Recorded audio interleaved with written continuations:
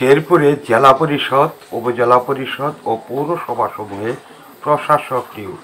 দেখুন ANB channel বাংলায় আমাদের প্রতিবেদক মামুন হোসেনের প্রতিবেদন।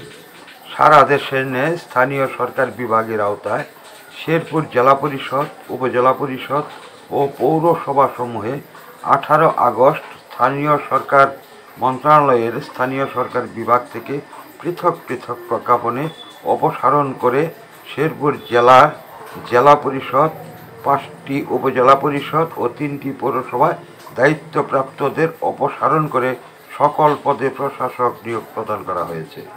শেরপুর জেলা পরিষদের প্রশাসক হিসেবে নিয়োগপ্রাপ্ত হয়েছেন জেলা প্রশাসক আবদুল্লাহ আল খায়রুম। শেরপুর সদর উপজেলা পরিষদে প্রশাসক নিয়োগপ্রাপ্ত হয়েছেন উপজেলা নির্বাহী অফিসার আল মাহমুদ ভূঁইয়া। নালিতাবাড়ী উপজেলা পরিষদের প্রশাসক হয়েছেন উপজেলা নির্বাহী অফিসার মোহাম্মদ মাসুদ রানা। নকলা উপজেলা পরিষদে নকলা উপজেলা নির্বাহী অফিসার সাদিয়া উম্মুল ভানিন। ঝিনাইগাতি উপজেলা পরিষদে উপজেলা নির্বাহী অফিসার আশরাফুল আলম। শ্রীবর্দীতে উপজেলা নির্বাহী অফিসার শেখ জাবের আহমেদ প্রশাসক হিসেবে নিযুক্ত করা হয়েছে।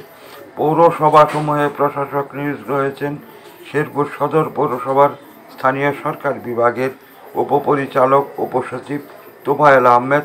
নালিতাবাড়ী পৌরসভায় অতিরিক্ত জেলা প্রশাসক সার্বিক মুসাম্মদ হাফিসা জেসমিন।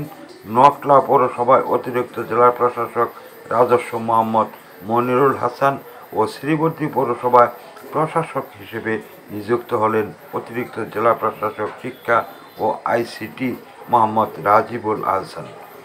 এই অপসারণ ও প্রশাসক নিয়োগের বিষয়টি নিশ্চিত করে শেরপুর জেলা প্রশাসক আবদুল্লাহ আল খায়রুম গণমাধ্যমকে জানান, সারা দেশে একই আদেশে শেরপুরেও দায়িত্ব গ্রহণ সাপেক্ষে সংশ্লিষ্ট প্রতিষ্ঠানগুলোতে পরবর্তী কার্যক্রম শুরু করবেন।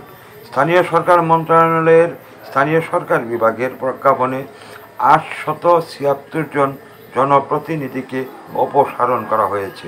তন্মধ্যে 60 জেলা চেয়ারম্যান, 493 উপজেলা চেয়ারম্যান ও 330টি মেয়রকে অপসারণ করে সরকারি অফিসারদের নিযুক্ত করা হয়েছে। খবর এএনবি নিউজ, শেরপুর।